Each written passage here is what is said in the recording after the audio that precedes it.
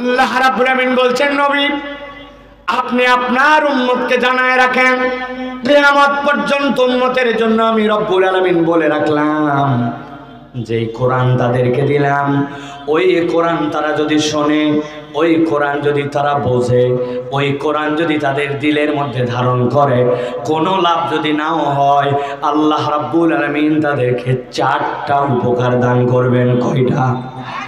আল্লাহ রাব্বুল আলামিন বলছেন, ইয়া আইয়ুহান নাস ক্বাদ জাআতকুম মাউইযাতুম মির রাব্বিকুম ওয়া শিফাউন লিমা ফিস সুদুরি ওয়া হুদান ওয়া রাহমাতুল লিল মুমিনিন।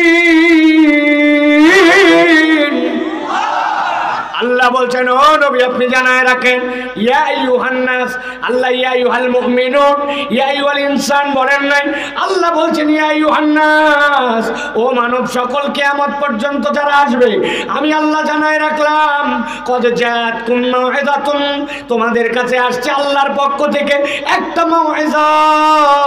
আমি আমার ভাষায় বলি, আল্লাহর পক্ষ থেকে যেই মাউইযা আপনার কাছে আসলো, এই মাউইযার বাংলা হচ্ছে ওয়াজ, এই মাউইযার বাংলা হচ্ছে উপদেশ। আমি আমার ভাষায় বলি, আল্লাহ বলছেন, ও দুনিয়ার মানুষ, কদ জাআতকুম মাউইযাতুম মির রাব্বিকুম, আল্লাহর পক্ষ থেকে তোমার কাছে কিয়ামত পর্যন্ত একটা প্রেসক্রিপশন আল্লাহ পাঠাইছে। সুবহানাল্লাহ। যারা জীবনে একবার ডাক্তার দেখাইছেন, গভীর মনোযোগে আমার দিকে তাকান। ডাক্তার যদি ভালো ডাক্তার হয়, আর ডাক্তার যদি লিখিত ঔষধ দেয়, ডাক্তারের একটা প্রেসক্রিপশন থাকে, একটা প্রেসক্রিপশনের 3টা পার্ট। গভীর মনোযোগ। বাম পাশে এরকম করে ভাঁজ দেওয়া অথবা দাগ দেওয়া থাকে, উপর দিকে এরকম করে ভাঁজ অথবা দাগ দেওয়া থাকে। উপর দিকে ডাক্তারের নাম বাংলা ইংরেজিতে থাকে, এই জায়গাতে লেখা থাকে RX, মানে আপনার বয়স কত, আপনার নাম কি, আপনার সেক্স কি, আপনি ছেলে না মেয়ে। এরপরে প্রেসক্রিপশন লেখার জন্য এরকম, আর বাম পাশে এরকম একটা ফাঁকা দেওয়া থাকে।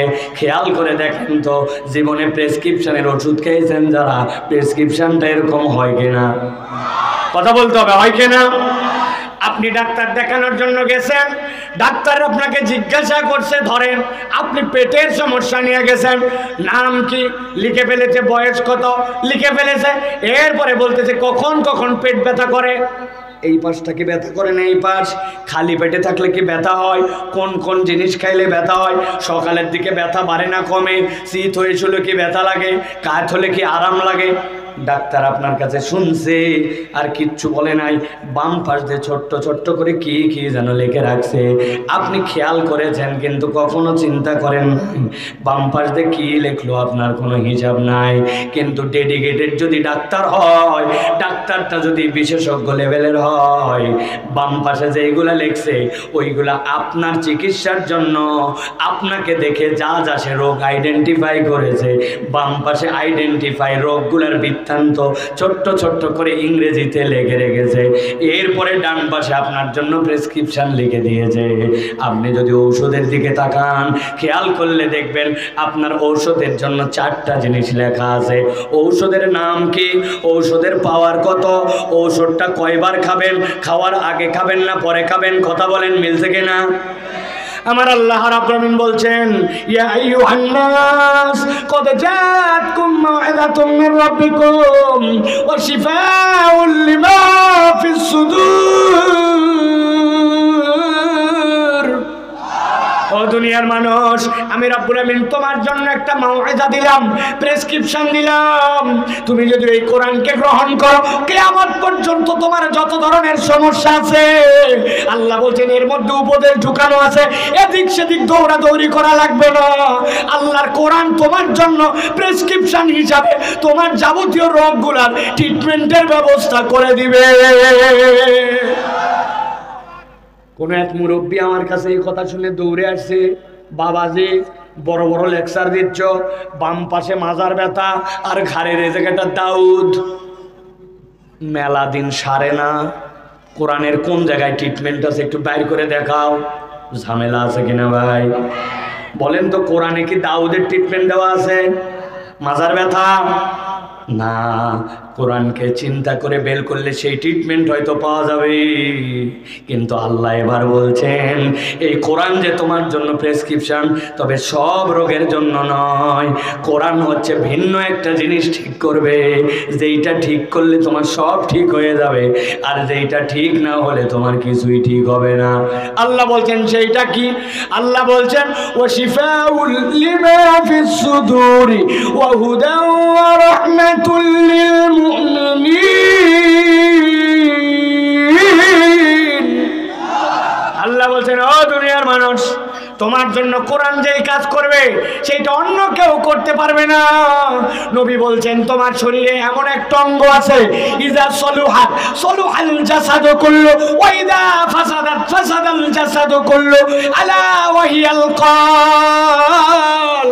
তুমি দুনিয়ায় কত সভ্য মানুষ, কত বড় মানুষ, কত লম্বা মানুষ, কত সুন্দর মানুষ, কত টাকাওয়ালা মানুষ, কত ভিআইপি মানুষ, এইগুলা দিয়ে আল্লাহর কাছে তোমার মূল্যায়ন হবে না। আল্লাহর কাছে মূল্যায়ন হবে ইন্না আকরামাকুম ইনদাল্লাহি আতকাকুম। তুমি আল্লাহকে কেমন ভয় করো, তুমি নৈতিকতা সম্পন্ন কেমন মানুষ। বান্দা যদি আল্লাহর কাছে নৈতিক মানুষ হতে চায়, আল্লাহ বলছেন কোরআন ছাড়া কোনো উপায় নাই। জীবনে অনেক লম্বা মানুষ দেখছি আমি, এর মধ্যে একটা লম্বা মানুষ একবার মক্কা শরীফে দেখছি আমি। আব্বা আমাকে বলে দিছে তওয়াফ করার সময় ডান বামে যত লোক ভিড়াভিড়ি করুক, যতই ধাক্কা দেখ ঘুতা দেখ, পায়ের মধ্যে ঘুতা লাগুক, কেউ ইচ্ছা করে এগুলা করে না। অতএব কারো ঘুতা লাগলে পিছনে তাকানো যাবে না। পিছনে তাকানো মানে তুমি তাকে জবাব তলব করছো, ওই লোক তখন মনে কষ্ট পাবে, এই জন্য পিছনে তাকানো যাবে না। আমি ওই আমল করে সুন্দর করে তওয়াফ করতেছি, কিন্তু খানিকক্ষণ পরে দেখি এক লোক কোত্থেকে আসছে। আসার পরে খালি আমার গালের মধ্যে ঘুতা মারে। বাঙালির একটা স্বভাব, সব জায়গার ঘুতা সহ্য করতে পারে, কিন্তু দুইটা জিনিস সহ্য করতে পারে না। কেউ যদি গালে মারে আর গেডি ধরে, খবর আছে, মারবি মার, পাশায় মার, সহ্য করব, কিন্তু গেডি ধরলি কেন? ঠিক কিনা? মারবি মার, গালে থাপ্পড় দিলি কেন? বিরাট সেন্টিমেন্ট, কথা বলেন। আমি চিন্তা করছি ঘুতাক, তাকাবো না, কিন্তু কতক্ষণ সহ্য করা যায়? খানিকক্ষণ পরে চিন্তা করছি কিছু বলবো না, কিন্তু যেই লোক আমার গালে এত জোরে ঘুতা দেয় অন্তত চেহারাটা দেখি। ডান দিকে ঘুরে তাকাইছি, তাকায় দেখি লোক নাই। কি রে ঘুতাই কিন্তু লোক নাই কেন? তাকায় দেখি এহরামের ফাঁক দিয়ে ওর নাভি বার হয়ে আছে, ওর পেট দেখতে পাচ্ছি। তখন বুঝলাম এটা তো উপরে তাকান লাগবে। উপরে তাকায় দেখি আমার থেকে 1.5 হাত উঁচুতে ওই লোকের মাথা। খানিকক্ষণ পরে খেয়াল করে দেখলাম আসলে ওই লোক আমাকে ঘুতায় না, আমি ওর তুলনায় এত বাঁটু, তুই স্বাভাবিক চললেই আমার গালে ঘুতা লাগে। কেইসা লম্বা। আবার অনেক সময় কালো মানুষ দেখছি, আপনারা দেখছেন কিনা? একদিন টিভির মধ্যে খেলা হচ্ছে, এক জায়গায় তাকায় আছে, তাকায় দেখি কিরে খানিকক্ষণ পর পর খালি আলো জ্বলে আর বন্ধ হয় টিভির মধ্যে। ব্যাপার কি? অনেকক্ষণ পর খেয়াল করে দেখি আসলে আলো জ্বলে না। ওই প্লেয়ার হেলমেট পরে আছে, হেলমেটের ভিতর দিয়ে সুইংগাম চিবাই, যখন দাঁত যখন বের হয় তখন একটু আলো জ্বলে, বাকি সময় অন্ধকার। ওয়েস্ট ইন্ডিজের প্লেয়ার দেখছেন নি ভাই?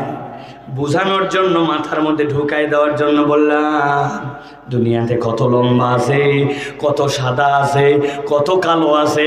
আল্লাহ বলছেন এইগুলা একটাও জান্নাতে যাবার অথবা না যাবার মানদণ্ড নয়।